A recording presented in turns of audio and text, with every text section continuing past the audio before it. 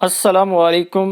Anatolia کی سرزمین سے تمام دیکھنے سننے والوں کو سلام پہنچے۔ ترکی میں مختصر موسم گرما کے بعد موسم ایک بار پھر سرد ہونا شروع ہو چکا ہے۔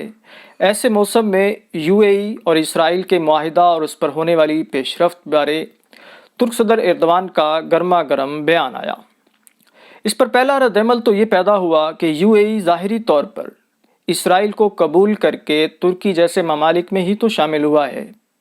ایسے میں نہ صرف ترک صدر کے موجودہ بیان پر ترکی کے اسرائیل اور فلسطین بارے مکمل موقف کو جانے بغیر تنقید کی جا رہی ہے۔ ترکی کے اسرائیل کے ساتھ تعلقات کا حوالہ دیتے ہوئے یہ یاد رکھنا چاہیے کہ ترک صدر ایردوان کے اپنے 17 سالہ دور اقتدار میں 6 سال بعد ترکی اور اسرائیل کے تعلقات خراب ہونا شروع ہو گئے تھے، جس میں 2013 سے 2017 تک کے تعلقات کا مکمل خاتمہ بھی شامل ہے۔ اگرچہ اسرائیل نے ترکی کی 3 شرائط جزوی طور پر قبول کر لی تھیں، تاہم تعلقات کی اس بحالی کے باوجود سرکاری سطح پر ایک ڈیڈ لاک ابھی بھی موجود ہے، اور ترک صدر دوبارہ تعلقات ختم کرنے کی بات بھی کر چکے ہیں۔ پھر ترکی کا فلسطین کے حوالے سے موقف بھی باقی امہ کی اور خصوصاً پاکستان اور ہندوستان کے مسلمانوں کی پس منظر میں اور ان کے موقف کے کمپیریٹیولی تھوڑا سا مختلف ہے۔ تو اس ویڈیو میں اس پورے منظر نامہ اور حالیہ بیان کو ہم جاننے کی کوشش کرتے ہیں۔ تو سب سے پہلے ہم دیکھیں گے کہ ترکی کی خارجہ پالیسی کیا ہے، اس کے بنیادی اصول کیا ہیں اور اس کی بڑھتی ہوئی سافٹ پاور کیا ہے، کیونکہ یو اے ای یا عرب کے ساتھ جو ترکی کے تعلقات ہیں اس میں ان کا بہت گہرا تعلق ہے۔ تو ترکی دراصل خارجہ پالیسی کو زیرو سم گیم نہیں سمجھتا۔ خود اس کے صدارتی ترجمان کہتے ہیں کہ حقیقت یہ ہے کہ ترکی کا ناٹو ممبر ہونا اس کا مطلب یہ نہیں ہے کہ وہ روس اور چین کے ساتھ اچھے تعلقات نہیں رکھ سکتا۔ ترکی کے مسلم دنیا کے ساتھ گہرے ثقافتی اور تاریخی گٹھ جوڑ اسے یورپی یونین کا مکمل رکن بننے سے نہیں روکتے۔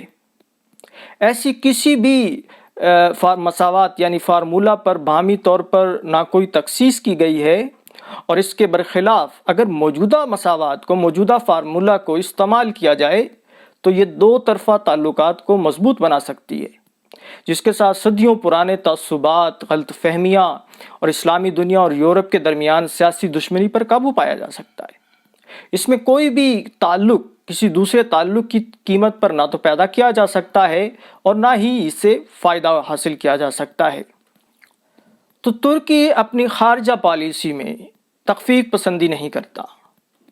وہ اور تخفیف پسندی کو حد درجہ خارجہ پالیسی میں ایک اضافی چیز سمجھتا ہے، جبکہ کچھ لوگ چاہتے ہیں کہ ترکی اپنے آپشنز کو ایک محدود سیٹ تک تخفیف کر لے، جیسا کہ مغرب یا مشرق وسطیٰ۔ اس زمین پر موجود حقائق کے ساتھ ترکی کے سرحدی منظرنامہ سے اس سے یہ چاہتا ہے، ترکی پر زور دیتا ہے کہ ترکی کے پاس بہت زیادہ آپشن ہونا ضروری ہے۔ اس جوہری خارجہ پالیسی کے باوجود ترکی کے بارے حامی حلقوں کی اور مخالفین کی جانب سے یہ الزام یا یہ بات کھلے عام کی جاتی ہے کہ ترکی عثمانی توسیع پسندی کے عزائم رکھتا ہے۔ خطے میں اس کی طرف سے اٹھائے جانے والے ہر قدم کو اس تناظر میں دیکھا جاتا ہے اور سمجھا جاتا ہے۔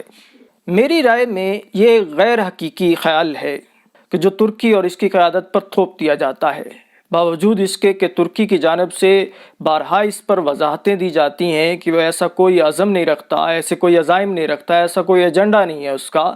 البتہ ایک معتدل رائے میں ہم ترکی کے بارے یہ کہنے میں ذرا نہیں ہچکچا سکتے کہ ترکی نہ صرف ترک نسل کی ریاستوں بلکہ مسلم دنیا میں اپنی سافٹ پاور کو بڑھانا چاہتا ہے، اور وہ شاید اس کو رد بھی نہیں کرے گا۔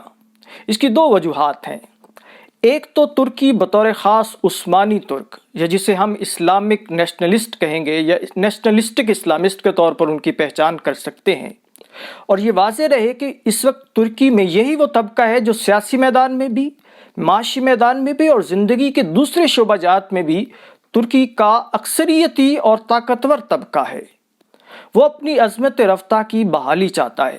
وہ نئے دور میں ایک بار پھر امکانات تلاش کر رہا ہے کہ اس کے اثرات مسلم دنیا پر ہوں، اور وہ مسلم دنیا پر مغربی یا امریکی ورلڈ آرڈر کی بجائے اپنے ماضی کو دوبارہ سافٹ پاور کے انداز میں ایک نئے انداز سے زندہ کر سکے۔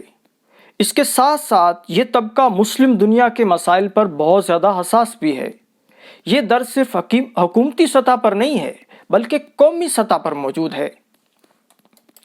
مسئلہ فلسطین کا ہو، کشمیر کا ہو، برما اور آسام کے مسلمان ہوں، مشرقی ترکستان کے مسلمان ہوں یا افریقہ کے مسائل ہوں، پاکستان میں زلزلہ آئے یا لبنان کی بندرگاہ پر دھماکہ ہو، ہر جگہ اپنے دلوں اور جیبوں کو کھول کر پہنچنے والے ترکی ہیں۔ اس میں حکومتی اور غیر حکومتی کوئی تخصیص بھی نہیں ہے۔ ترکی کی سب سے بڑی عالمی امدادی پروگرام کرنے والی رفاعی تنظیم IHH کا ایردوان اور اس کی پارٹی کے ساتھ کسی قسم کا کوئی تعلق نہیں ہے۔ ترکی اس وقت امریکہ کے بعد دنیا کا دوسرا بڑا ڈونر ملک ہے، جو دنیا کی مظلوم اور غریب قوموں کو تعاون فراہم کرتا ہے، صرف اس وجہ سے کہ ترک مسلم دنیا کا درد رکھتے ہیں۔ ترکی کی اس سافٹ پاور کے کوئی منفی عزائم بھی نہیں ہیں۔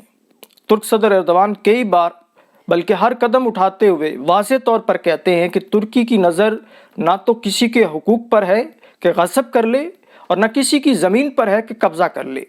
ان کے ترجمان ابراہیم کالن اس پر پورے کالم اور ٹی وی شوز کر چکے ہیں کہ ترکی کسی قسم کی توسیع پسندی یا نئی ریاست کے قیام کا عزم نہیں رکھتا، بلکہ وہ ایک قدم آگے بڑھ کر کہتے ہیں کہ ایردوان کے حوالے سے ایسی بات کرنے والے یا تو دماغی کھوٹ رکھتے ہیں یا احمق ہیں۔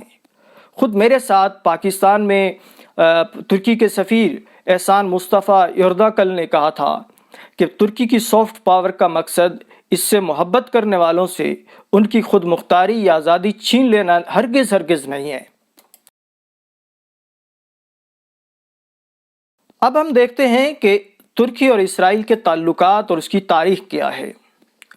ترکی نے مارچ 1949 کو اسرائیل کو باقاعدہ ایک ریاست کے طور پر تسلیم کیا، اور یہ اس وقت واحد مسلم ملک تھا جس نے اسرائیل سے تعلقات پیدا کیے۔ تب سے اب تک ترکی اور اسرائیل کے درمیان دفاعی، سفارتی، اسٹریٹجک اور دیگر شعبوں میں تعاون قائم ہے۔ 1950 میں لیگیشن لیول کے سفارتی تعلقات قائم ہوئے، لیکن 1956 میں نہر سویز کے مسئلے پر ترکی نے ان سفارتی تعلقات میں کمی کرتے ہوئے چارج ڈی افیئرز کا لیبل لگا دیا۔ 1958 میں ترکی کے وزیر اعظم عدنان مندیرس نے اسرائیل کے ساتھ تعلقات بڑھانے کا ایک معاہدہ کیا، لیکن 1967 میں عرب اسرائیل جنگ کے بعد ہونے والی عرب کانفرنس میں ترکی نے شرکت کی اور اسرائیل پر زور دیا کہ وہ عرب کو اس کے خطے واپس کرے، لیکن اسی کانفرنس میں اسرائیل کو غاصب ریاست قرار دینے کی قرارداد پر ووٹ نہیں دیا۔ حتیٰ کہ رباط میں ہونے والی OIC کی کانفرنس میں ترکی نے اس قرارداد کی ہی مخالفت کر دی جس میں اسرائیل کے ساتھ کسی قسم کے تعلقات نہ رکھنے کی بات کی گئی تھی۔